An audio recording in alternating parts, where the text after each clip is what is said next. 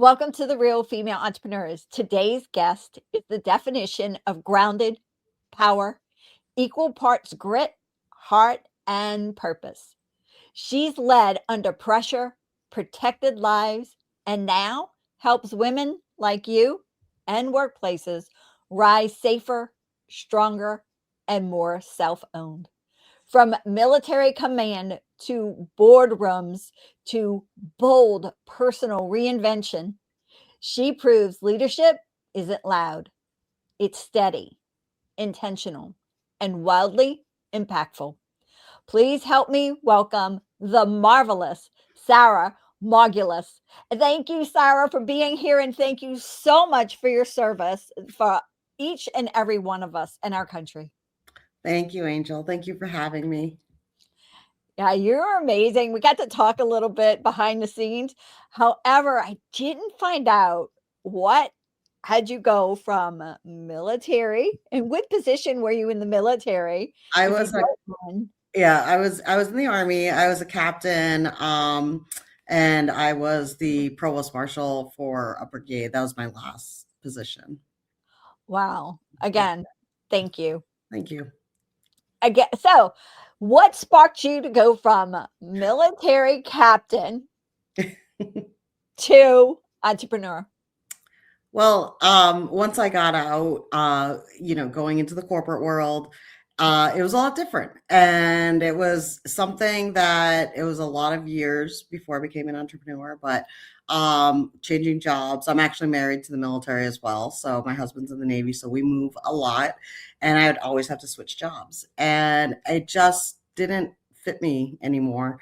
I knew there was more in me to help others. And I knew being an entrepreneur, I could control that. I could help people that I really wanted to help. And it just it just fit. It just took a little while in order to get there. Did you go straight into the military coming out of college or high school, or I did did. Yeah. So right out of college, I was on an Army scholarship at college at Norwich University, and I went straight into the Army as soon as I graduated. all right. And then, so you stayed for how many years? I was in for 6 years. So I came in May of 2001, September 11th hit, and I spent most of my time overseas deployed. And your husband is still in the military. So you are still serving our country 100%. Yes. Yes. Yes, it's been I left the military, and a year later I met my husband. So Tell me about your companies. And because I said companies because she's got more than one. So get Mhm. ready. So tell me about your companies and what all you've built. So my first company is Sotarian Consulting, and it's workplace violence prevention as well as active shooter awareness. And that is what I did in the corporate world. So I was an investigator, and I worked a lot of threat management cases. I've worked at uh, a different amount of companies doing that. It was something that I felt I built the program at my last company, my last corporate company.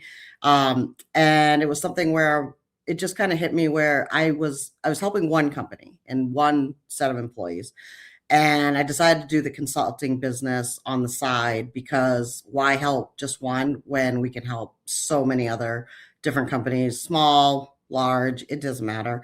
That was my whole thing, is that one, workplace violence is an issue.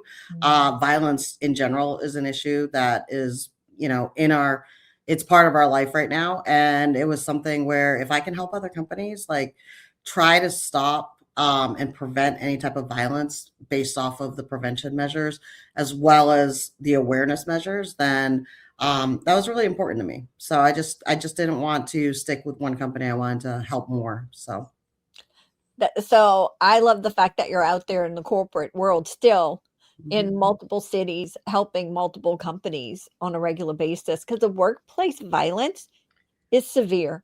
It is. And Yes. it's not just sometimes workplace violence. I mean, that is also brought domesticated as well into the home environment. Yes. Yes. There's a lot of cases um, that start domestic and can leak into the corporate environment, and vice versa. So that's something that that's the awareness part as well, is to get the regular public to understand that I'm in this. I've been in it for many many years, and that's my thought process. Bringing the awareness to everybody else that doesn't think like me, that's something that is truly important to me. So they have the awareness to know what warning signs are, what how things can spill into the workplace, or how things can come back into the household as well. Mhm. Well, and also now tell us how your other business relates, and they all sort of mesh together, but tell us how it relates. Yep. So my other business right now is Sara McGuire Consulting, and that is based off intentional living. So I have a book coming out that is called Never Live the Same Year Twice. And it's based off of ditching your New Year's resolutions. We are at January 12th today, and it's most people have not kept with their New Year's resolutions because life gets in the way. You're off break, and now everyone's back to work or back in their routine, and you can't keep up with that. So it's based off your birthday. So when you turn your next year, so I'm going to give my example of myself. I will be my birthday is August 20th. So I just turned 48. I'm using this year in my year of 48 to set new goals, ensure that I can look back and reflect on what I did in year 47, year 45, year 42, and see where I want to go forward with that. So it's not, oh, it's 2026 and this is your year, new me. No, no, no. It's, I'm going to turn this age, and it doesn't have to be a milestone. It doesn't have to be 20, 30, 40, 50, 60.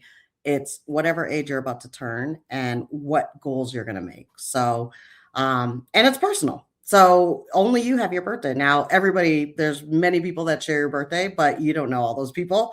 And it's not a societal norm. New Year's resolutions are a very societal norm where everyone's like, I have to do this. I have to do this. When it's your birthday, it's very personal and you'll stick with it. You give yourself grace, you give yourself flexibility.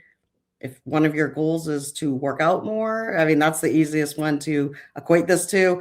If you miss a workout, it's okay. You just start up the next day or the next day after that. Or, you're very flexible. And then if you started on January 1st and you missed today and it's a Monday and it was a busy day, it's a failure in your thought process, right? When it's your birthday, it's not. It's just, let's carry on, get to the next day and see how that works. All right. I love that analogy that it's just another day with your birthday. So that's great though, because yeah, because January 1st just puts all this weight on us. It does. It does. It's a lot of pressure. And think of where you are on January 1st. You've just finished the holidays. No matter what holiday you've celebrated, starting in November, the holidays start. And so, there's lots of food, there's lots of socials, there's lots of, stuff that is out of your routine. And then, so what does December 31st into January 1st? Like, it's not going to change in a day. You're not going to grab all these resolutions and it's going to be a shock to your system, whether it is a weight loss thing or whether it's reading a book or whether it's reading 30 books a year. It's not going to change in one day. You have to gradually fall into any type of resolution. And that's why it's a birthday reset with the book, not so much a resolution of, okay, this year's my year. No, no, it's not going to work. So It I does for now some. I have this vision board. Oh my God. And I mean, I know my vision board's not in a year. Right, I right. know it's not in a year, but what can I do to move that needle? Hmm. And Yeah. yeah. So if you did set a New Year's resolution and you do believe in them, you have another opportunity to Mhm. reset. Yes, yes, exactly. And my friend's birthday is in February, and she's always like, "You too?" Yes. Well, you're my friend, so yes, I have two friends. And no, but her thought process when I told her this theory is, I'm absolutely doing that from now on Mhm. because January is just not my time to do it, and it doesn't work for her. And I think when you see and it doesn't have to be your birthday. That's what the book is based off. It could be a significant date. It could be, your anniversary date, or it could be just a significant date for you. And it's something, it has to mean something to you. And that's why you'll stick with your goals. It could be a reset every month It absolutely could. Yes. because, oh, that didn't happen. Let's reset, let's start Yeah. it from the beginning, Yes. whatever. Yeah, exactly. Exactly. It's watching yourself grow and evolve in a way that when we have New Year's resolutions and say it's January 15th and we stop them because life got in the way and our routines got in the way, no one really goes back to New Year's resolutions in February. They just, all right, we'll start again January 1st. So this way is you're just giving yourself a lot more grace. And I think we need to do that in general. So Yep. So let's go back and talk about the book a minute. And so when is it coming out, the book? the book will come out summer of 2026. Okay. So first draft is done. We just finished pre-sale about yesterday. Actually, we just finished pre-sale yesterday, and then right now into revisions, and then print wave, and summer of 26 is when it will be published, and I can hand them out.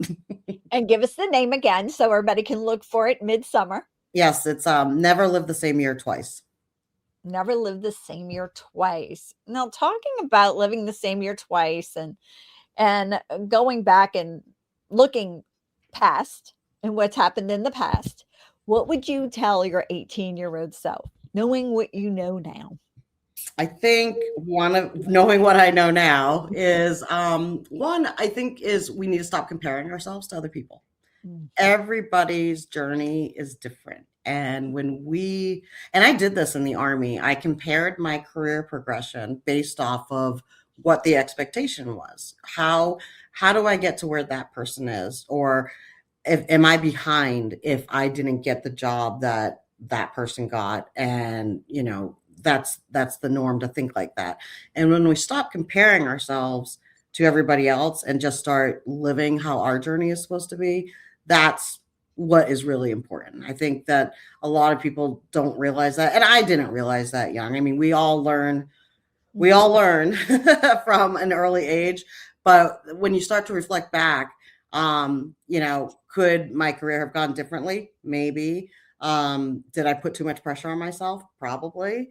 Did I do certain things that maybe I wanted a promotion and I worked too hard? Did I work Mm. 80 hours, 90 hours a week? Yes. Was it, was it worth it? I don't know, it was I was young, and I wouldn't do that now. I would never work 80 hours a week, 90 hours a week. Like work-life balance is so much more important. And when I was 20, I don't even think that existed. I don't think work-life balance existed in my vocabulary at that time. So Well, you were a go-getter. So you brought up work-life balance. Let's talk about that. And obviously you believe in it. Mhm. So how do you manage that, or how do you handle that? How do you stay grounded in that work-life balance? I take it one day at a time, and that recently just came to me with, I don't know, maybe the last year and a half. Is I do work a corporate job. I own two companies. I'm writing a book. I'm married. I have friends. It's one day at a time. I have speaking engagements that I do. I travel a lot for work. One day at a time, and don't it got I so this past September I was on the road for 2 weeks straight in different cities, and it was exhausting, to the point where I have a picture my husband took, and I had just finished a keynote. It was the end of the 2 weeks, and it was done. And I still had something 2 days later that I was working on that needed to get done. I was teaching a workshop, and there was a picture, and it was 8 o'clock at night, and I was on the couch and just passed out, just just asleep. And he showed me in the morning, and I was like, that's 2 weeks worth of exhaustion of trying to keep up with the schedule that I put for myself. So Mhm. one of those things is, okay, I will get to that workshop. That was 2 days later, and it's one day at a time. Let me just get through this. And I think the work-life balance, when you're able to stop and think about what works for you isn't going to work for everybody else. Mhm. And you have to figure out what works for you. So if I'm on the road for 2 weeks, I know I need to take a break, go to bed early, get up, at a reasonable time to either get a workout in or read over my notes for a keynote and just take it as it goes.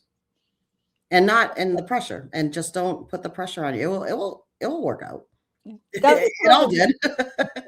don't you feel the balance of work-life balance comes from, like, time management, calendar management, and all the things? 'Cause, I mean, knowing that you're gonna be out for 2 weeks and Mhm. you're unavailable for most things, it becomes, "Okay, who's gonna take the calls, or can I still take the calls?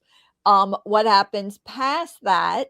Where am I going? Mhm. I know I need to rest for 2, 3 days after, because if you're going that hard, there's no way you're coming back and going all bells and roses and Right. everything. And if Right. you do, hats off to you. I need the rest. Yes.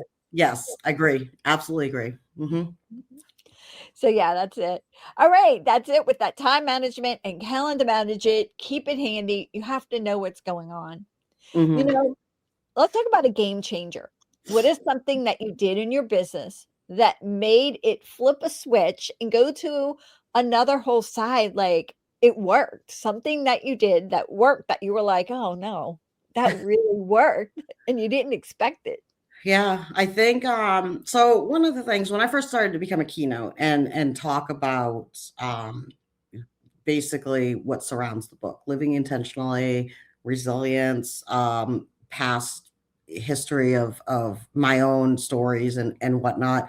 It was more the consistency. It was to continue to keep showing up. And because entrepreneurship is not easy at all. It's one of those things where it's great when things are going great, but there's a lot of downtime where is this going to work? Will they select me to be a keynote? Will they like what my keynote is? Will the audience resonate? And that's my biggest thing, is to make sure the audience resonates. And I think one of the things is just consistency. You have to keep at it. You can't say, well, that one went bad and I'm done and that's it. It's No, you have to keep at it. And one of the biggest things I noticed is when I stayed consistent, even on my bad days, or even if I felt the keynote didn't go well, um, I've had people come up afterwards and say that really hit me in a way that I wasn't expecting, and that's my validation. And so Mhm. that's when I say consistency and keep going. That's what's important. Yep. Then confession time. You ready for some confessions? Yeah, I think so. What is it that you wish some other entrepreneurs would kick to the curb? But maybe you came into it starry eyed and going, "Oh, yay. So and so said this. It's all going to be perfect. Butterfly and roses." But they need to stop that mentality. What is that one thing?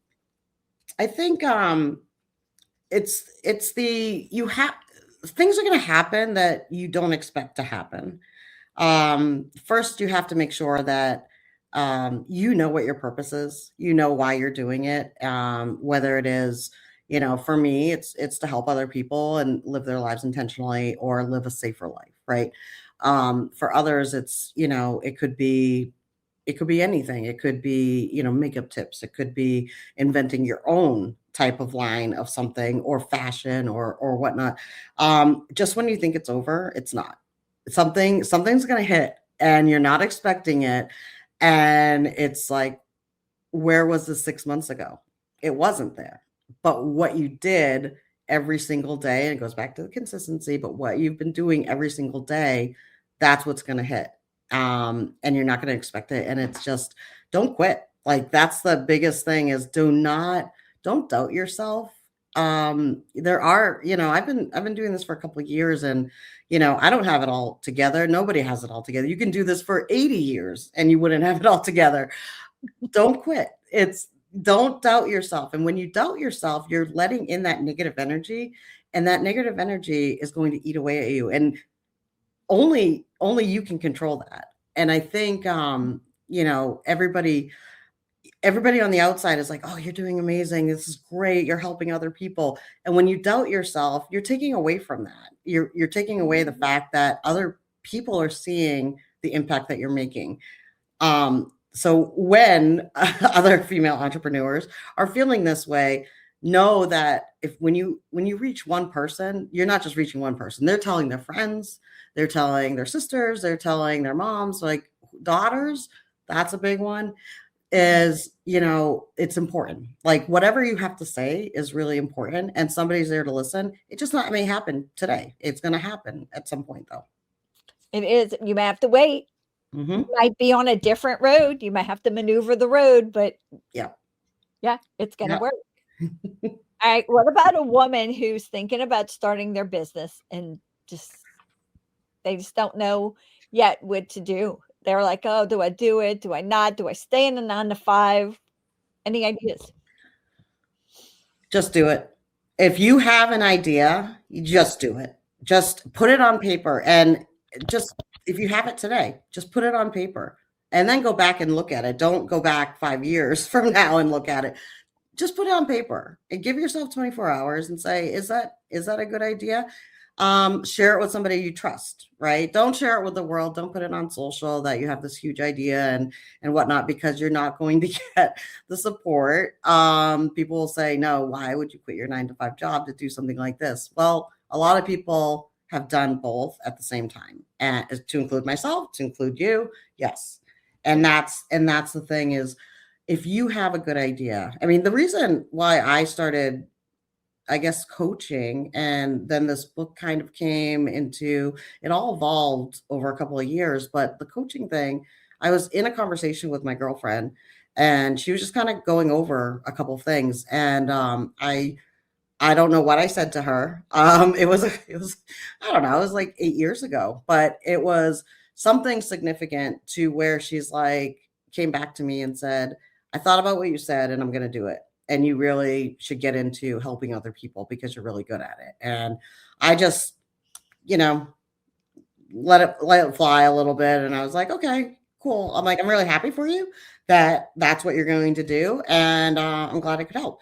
And I didn't think about it. And then it was one of those things where I was like, wait, I did help her. And maybe I am okay at this because other people have come up to me and said, I really appreciate you looking at things in a neutral way and giving me pros and cons. But at the same point, like, go for it. Go for what is in your heart. Your head is going to try to stop you the whole time, but if you just if you just go with your heart, yes. And not everything's going to work out.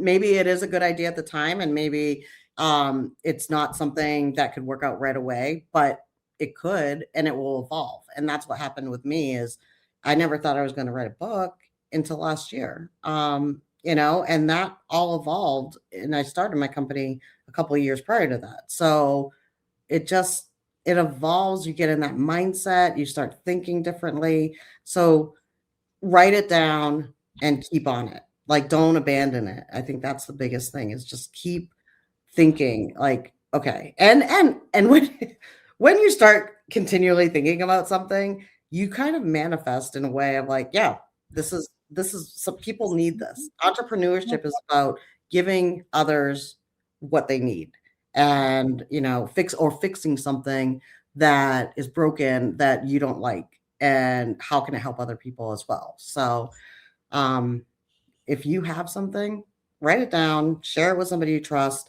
and keep at it. I think that's the biggest thing. And don't share it with the naysayers, like she said. Nope. Do not share it with the naysayers, and control this. Hmm. What's going on in your own brain. Know your self-worth. Yeah. That's huge. Know that just because you have an idea, and you think people in your life wouldn't support it, other people will. It's just, you have to know your self-worth, and Yeah. that's a big thing. It's hard to get over that too. So Yep. Talking about doing things and getting out of our own comfort zone and all this other stuff. What is a sneak peek that we have into your world, into the future? um, well, for me, with the book coming out this summer, There's going to be a book launch, and still trying to figure out the locations for that to make sure that a lot more people are involved in that. But a lot more keynotes with this as well. Mhm. That is something that I have already on the calendar, a few for this year, based off of the subject matter, but also little chapters. Like certain chapters have ones about resilience, and that's a huge keynote for me. I'm actually doing one in 3 weeks on resilience and how it can, whether it was me in the army or whether it's me in the entrepreneurial world, or in the corporate world, it's we have all made it through our hardest day because we're still here, right? We thought the world may be ending one day when everything went wrong, and maybe you lost your job, or maybe you went through something personal. You lost a friend, you lost your marriage or something like that.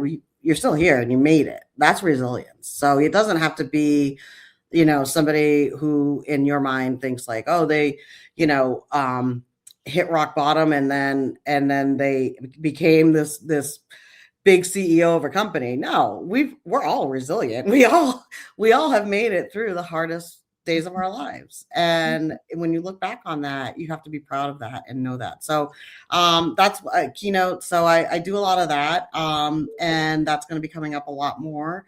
There's another one happening in LA with the National Association of Women in Law Enforcement, and that's Wow. teaching resilience through chaos. So Hello.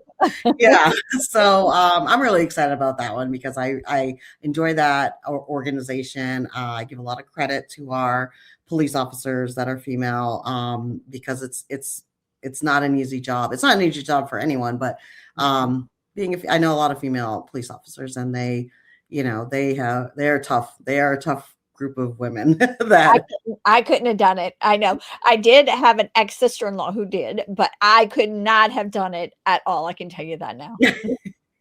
No, yeah. no, not my makeup. All right.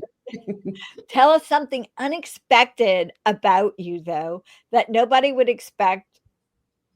Surprise us. So I love surprises. well, I mean, this is, people look at me right now and they're like very, I'm successful. I'm an entrepreneur. I've made my way in. I'm writing a book, all that. That's all great, but I hit rock bottom at one point. And it was right after I left the military. I was not prepared. I didn't prepare. I didn't know how to prepare myself to get out. Um, and I did. I hit rock bottom to the point where I was working 3 different jobs. I didn't have a community where I was living at the time.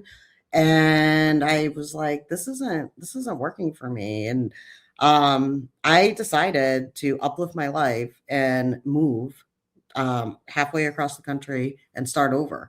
And I think that's something that, again, when I do my speaking engagements or when I teach these workshops, people are like, she has it all together. And I was like, I didn't. It took a lot of time to get to where I am now, because I learned that when you don't prepare, leaving a career, you're just in a spot where you get by, you get by and you survive and whatnot. And so yeah, so I was at rock bottom to a point where I just needed a whole new change. And that's kind of where the book is too, is you can start your life over again at any time.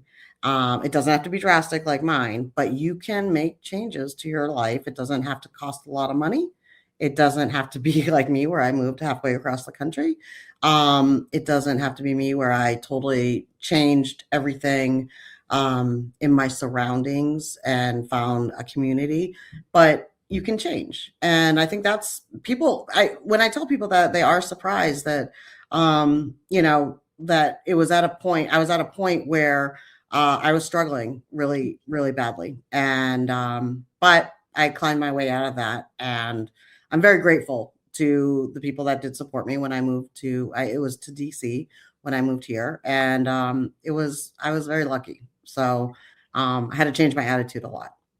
Yeah. Yeah. So that is very common for our military personnel to come out and be very like they they don't even know what to do. Hmm. They hit rock bottom. Yeah. They hit rock bottom. Um, there was some kind of Christmas movie I was watching the other day, and it was all about that. It was a really good little show, and it actually had a counselor in there as well, and she was really good and dove deep and found out what made them tick in the military. Yeah. And so, yeah. So, that is one thing. I mean, your service is commendable, but when you get out, it's a rough ride Hmm. for everybody in the family. Yeah, it's a huge transition. And it's one of those where that's all I knew. I left college and I went into the military, and Mm, that's all I knew. And I didn't now I worked when I was in high school. I worked at the grocery store, worked in the bakery, I was a cashier, I was a waitress, babysitting, of course. I did all that stuff, but you're doing that as a I don't want to say a kid, but you're still under 18. I think when all of a sudden you're an adult and you do transition out of the military, it's a you go. I'll put it this way: I went from being at the top of a position. I was the provost marshal in Iraq. I had over mm, 300 soldiers. I had almost 1,000 Iraqi police that I was in charge of. I had the mm, dogs, I had detention facilities, I had everything. I was in charge of all that. And then February 1st of 2007, I signed the paperwork and I got out. And I was no longer that. That title did not. I was just Sarah again, and it's an ego hit at one point, but at the other point, it's like now who am I? Like where do I go from here? How do I live my life now? Like, so it's a huge transition point. And I try to help other veterans that are going through that as well, especially the female veterans, because I think it's really important to know that your self-worth isn't a title. And I had to learn that the hard way. So, yeah. Thank yeah. you for that because everybody needs that. Now, on a lighter side, a lot more fun here. Let's pump up some volume. Give me some music that you love. I love Unstoppable. I Mhm. think that is my when I am like I get an email like when I got your email to say, do you want to be part of this? And I was like, yeah, of course I do. That's the song I put on is Mhm. Unstoppable. It's a build up. It's a build up. It's all the hard work that you've put behind it. It's grit. And then it's just like, yeah, you're unstoppable. Mhm. Um, Yep. Another one is I Can Do It With a Broken Heart, where Oh, no matter what, and that's, Taylor Swift, but that's no matter what, you're still going to show up for yourself. you're still And unstoppable. yep, yes, yes, exactly. So those are my pump up songs. Those are, having a bad day. And I'm like, no, no, I know exactly where I'm at. And I just need to hear those songs. And it just gives me a little bit of motivation to keep moving, when I'm like, okay, this worked. This was good. All right. What about book or books? We have your book. Tell us again the name of it. Never Lived the Same Year Twice. That's Yay. my book. And Yes. then what's another book? I love Mel Robbins, The Let Me Theory. I love Mm, that book because when I read it, it was one of those books where I'm like, oh my gosh, she's talking about me. And I think that's the true definition of when you read a book like that and you can put yourself into these positions. She compared herself to a lot of people before she, started doing podcasts and before she did her keynotes and whatnot. And she had a ton of drafts in her Instagram file that she was afraid to post because her Instagram was the family and friends and vacation or, just little things like that were her normal life. And if she started putting her keynotes on there, like, because she would talk at some churches or she would talk at, some community center or whatnot. And she's like, I'm afraid my friends would make fun of me or would say, what is she talking? And she actually says that in the book. What does she have to talk about to help other people? I love that book because that was the book that it just let them think you can't do it, and then prove them wrong. Oh, yeah. Let 'em. All Yeah. right. Words to live by. Give me a quote. Okay. There's a lot. One is no one's coming. No one's coming. You have to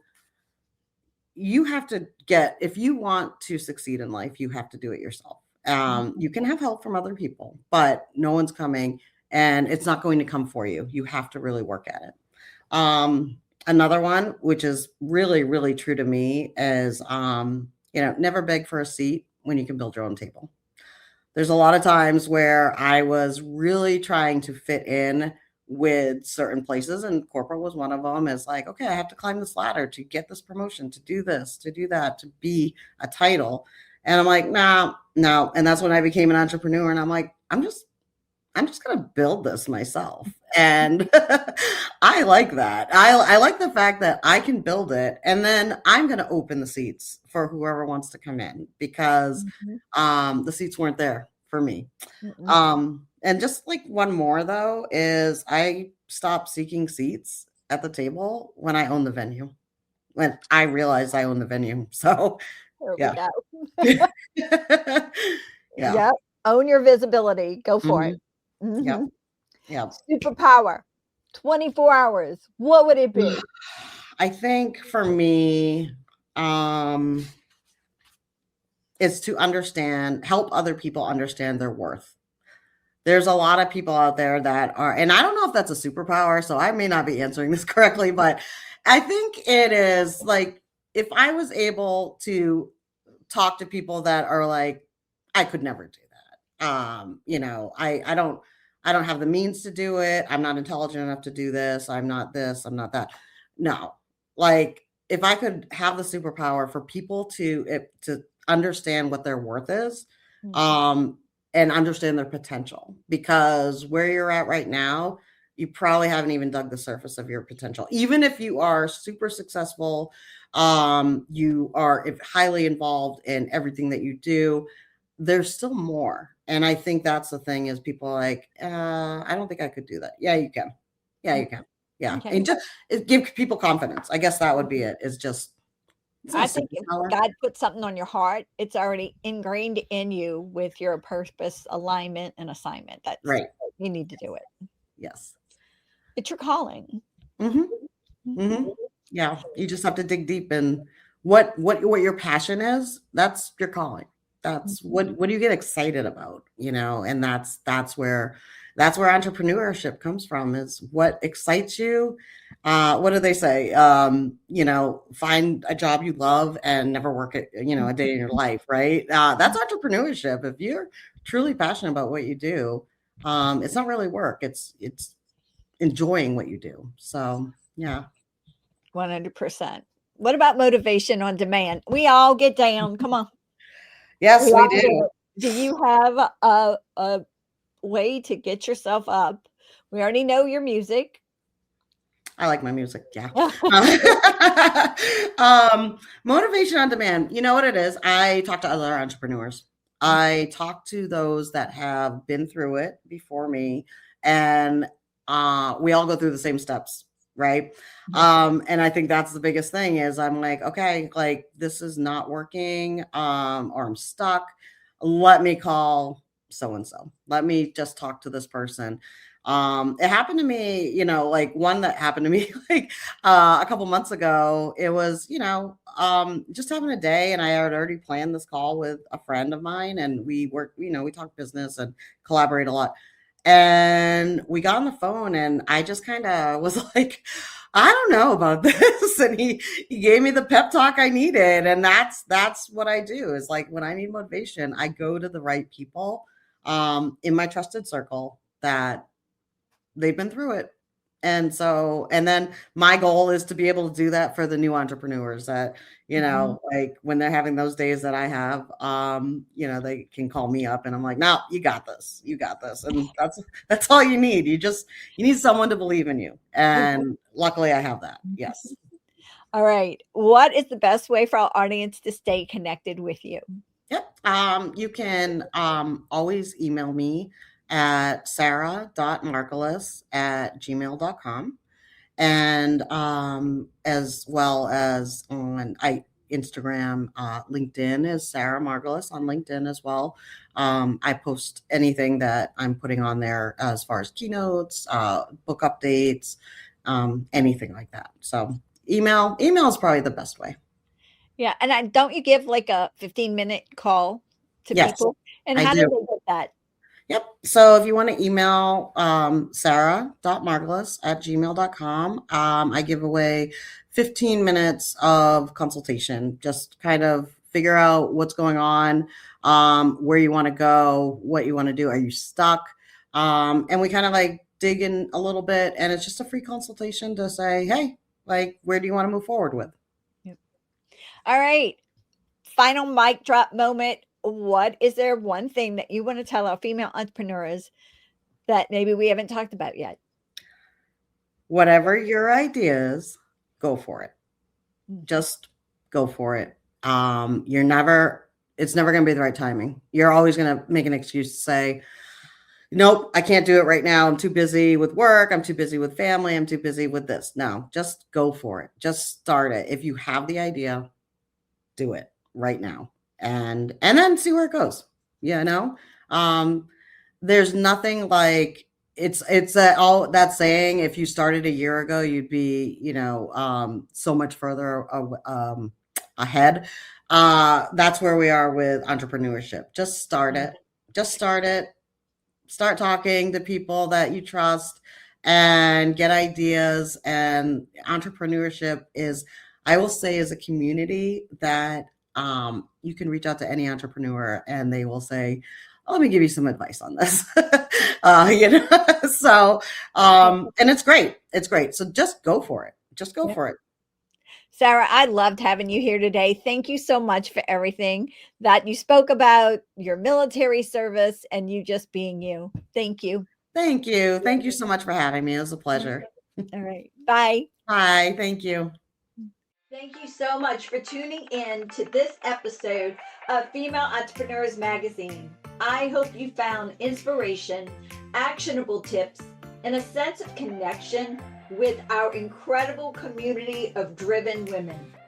Don't forget to hit that subscribe button, leave a review, and share the episode with fellow entrepreneurs who are ready to elevate their game. Remember, your success is just the beginning, and we're here to support you in every step of the way. Until next time, keep shining, keep thriving, and remember, you have the power to create the business and life of your dreams. Stay inspired, and I'll see you in the next episode. Bye.